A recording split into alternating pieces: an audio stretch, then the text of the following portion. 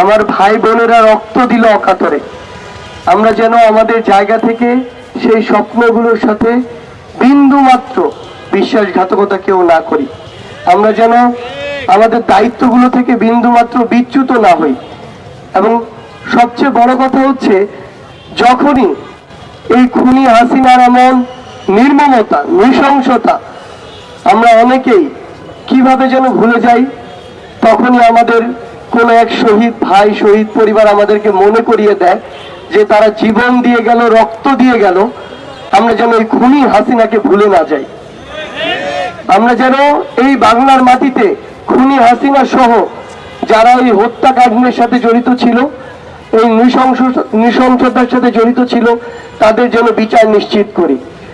আমরা কোনো শহীদের পরিবারকে তার সন্তান, স্বামী, বাবা, মা, বোন কাউকেই ফিরিয়ে দিতে পারবো না, কিন্তু আমরা যেন আমার এক শহীদ পরিবারকে অন্তত এটুকু বলতে পারি যে যেই খুনিরা আমার ভাইদের কিভাবে শহীদ করেছে, সেই খুনিদের বিচারে বাংলার মাটিতে রয়েছে।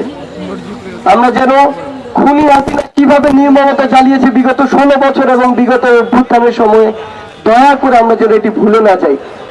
আমরা শুধু এটুকুই চাইবো, এই বাংলাদেশের মাটিতে আমার ভাইদের রক্তের উপরে, জীবনের উপরে আমাদের যে আস্থার অভ্যন্তরীণ এবং আমাদের বিশ্বাসের যে অন্তর্বর্তীকালীন সরকার হয়েছে, আমরা যেন এই অন্তর্বর্তীকালীন সরকারের সময় আমাদের সকল জীবনের রক্তের যে বিচার, সেই বিচার আমরা দেখে যেতে পারি। এটা আমাদের জন্য খুবই কষ্টের, যাতে 4 মাস 5 মাস পরেও আমাদের ভাইদের শহীদ হওয়ার খবর আসে এবং আমাদেরকে শহীদ মিনারে আসতে, এবং আসলেই সত্যি কথা বলতে এই শহীদ বাবা মায়ের সামনে দাঁড়ানোর শক্তি আমাদের আর নেই আসলে।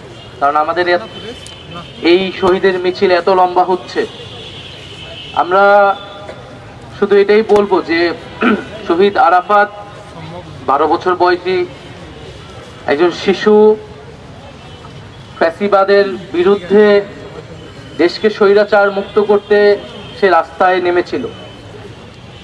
আমাদের সৌভাগ্য হয়নি শহীদ হওয়ার, কিন্তু আমরা যারা জীবিত আছি, আমাদের দায়িত্ব এই যে শহীদ হয়েছে যারা, হাজার হাজার শিশু, কিশোর এবং জনতা, তাদের যে আকাঙ্ক্ষা, সেই আকাঙ্ক্ষা অনুযায়ী বাংলাদেশকে নতুন করে গঠন করা।